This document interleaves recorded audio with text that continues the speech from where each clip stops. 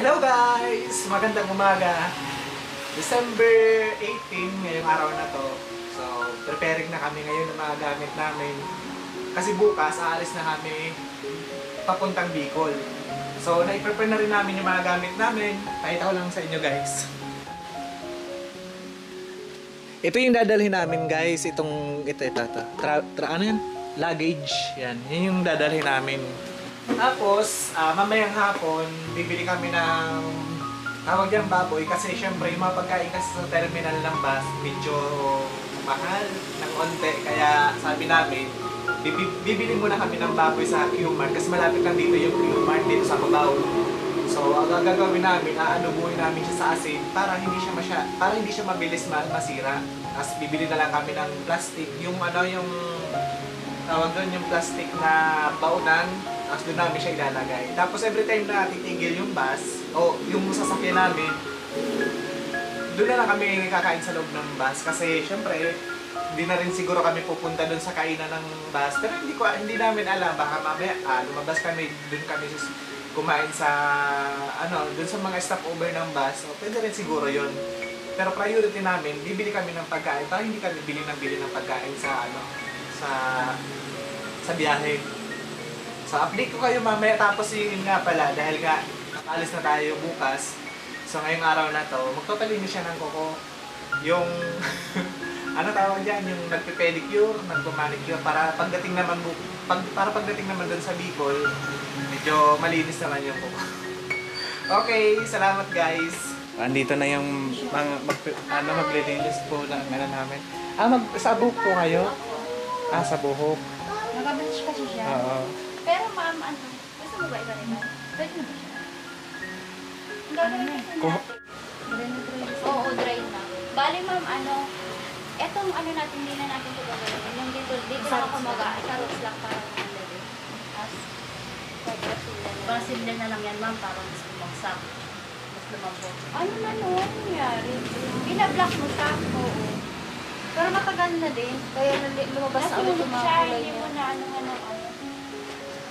Hindi mo na agapan ng kulay.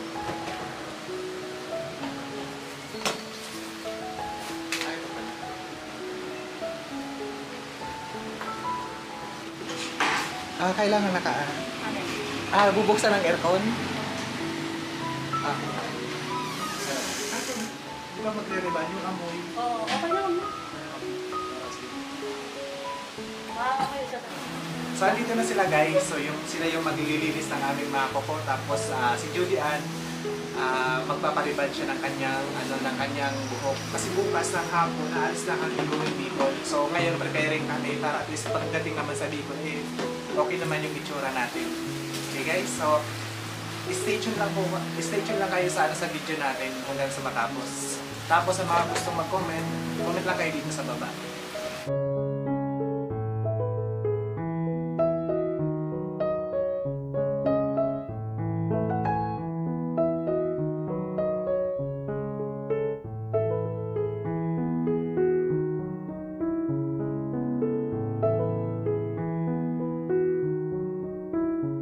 Ito yung mga bagong selection ng mga cutics. Cutics ang tawag dito, no?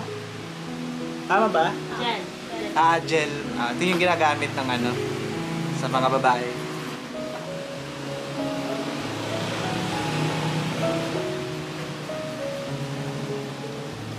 Alis kasi kami dito bukas, tanghali. Kailan ba rin yun, sir? January 5 na. What? January 5 na balik namin dito. Mga 2 weeks din kami doon.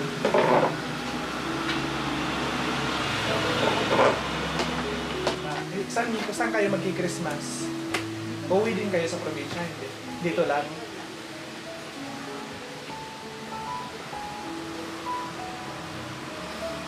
Maganda umuwi ng probinsya pag araw. Christmas kasi. Hindi masyado. Kaso nga lang kasi kaya kami uwi ngayon kasi 2 taon na rin kasi kami hindi nakaka-uwi. Saan kayo umuwi nung nakaraan, sir? Sabi ko din nga lang, pag yung Christmas kasi 2 sunod, wala kaming uwian nung nung umuwi kami nung Bicol, hindi siya Christmas, fiesta naman siya.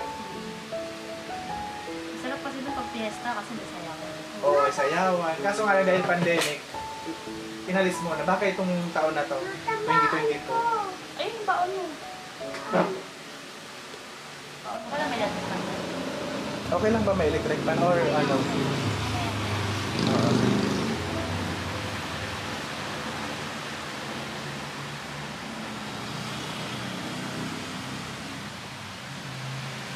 Ito pa lang ba ang anak mo, te? Dalawa. Ah, dalawa.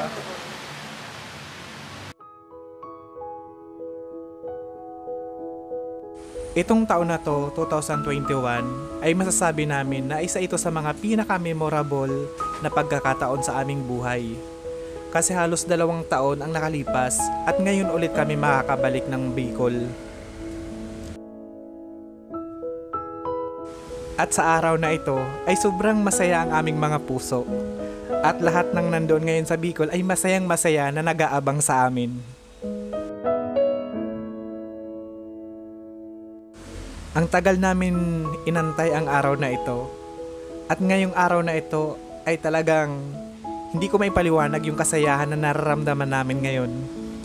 Lahat ay pinaghahandaan, lahat ay iniimpake, at lahat ay pinagpaplanuhan. Para sa moment na ito, ay nagpapasalamat kami sa Panginoon dahil natupad na ang aming hiling.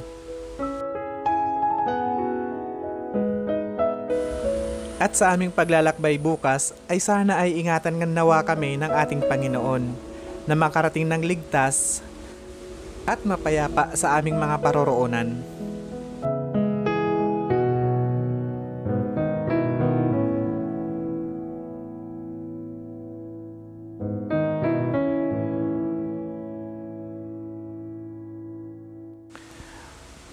Bukas na kami ng tanghali aalis dito sa Cubao. Tapos sasakay kami ng bus going Pitex. Tapos doon na kami sasakay ng bus ulit going Bicol naman. Kasi doon kami kumuha ng ticket sa Braga Isliner. So mga bandang alas 6 ng hapon ay lalarga na kami papuntang Bicol.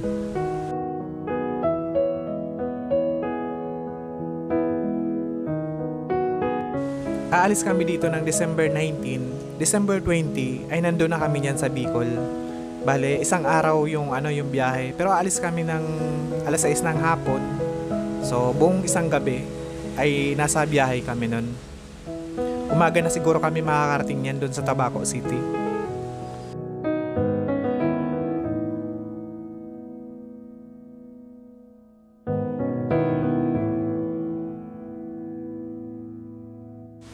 Yung nag-ayos ng buhok ni Jody Ann ay nanggaling pa sa malayong lugar. Napakasipag niya kasi kahit malayo, pinuntahan niya pa rin kami dito sa Cubao. At yung kasama niya, siya naman yung naglilinis ng mga kuko. Ang cute ng anak niya kasi isinama niya dito sa bahay kasi wala kasing magbabantay doon sa kanila.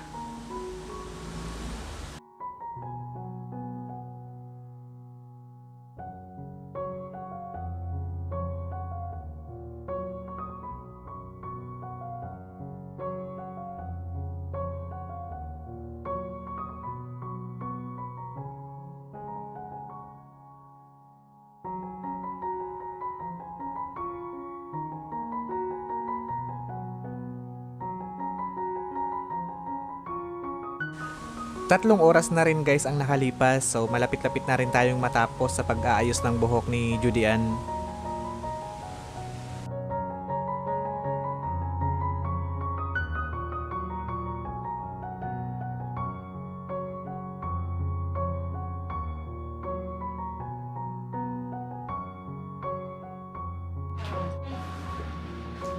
So ito na guys yung pinaka-result ng niya.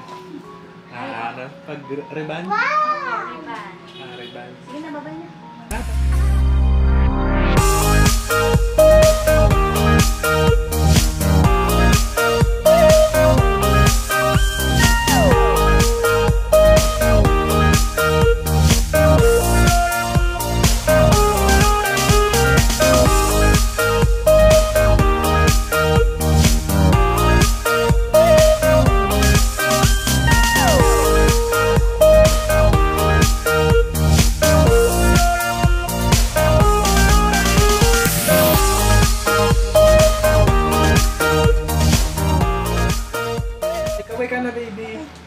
sa vlog.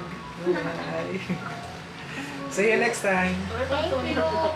Thank you. Oo, sige. Thank you, welcome. Christmas! Merry Christmas! Walang pera! Meron yan. Oo. Meron na si Mama Ko ala ay vlog.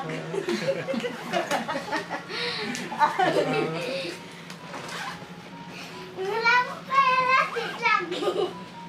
Kinder ka ngayon, no? Ha? Kinder ka? Saan siya nag-aaral? Ha? Sa Iloyo. Ah, dito. Yan. Ganda na. Ah, sige. Ito, ano pa isa pa Bye-bye. kanya. Madam na. Ayan, so yung... Brasilia.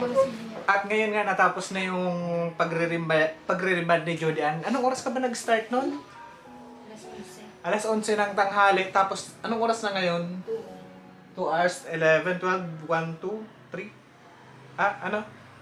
Alas 11, 12, 1, 2, 3 hours pala yung ano, ang pag-reband niya sa kanya. Kasi kaya siya mas mabilis ngayon kasi dati na kasi siyang rebanded.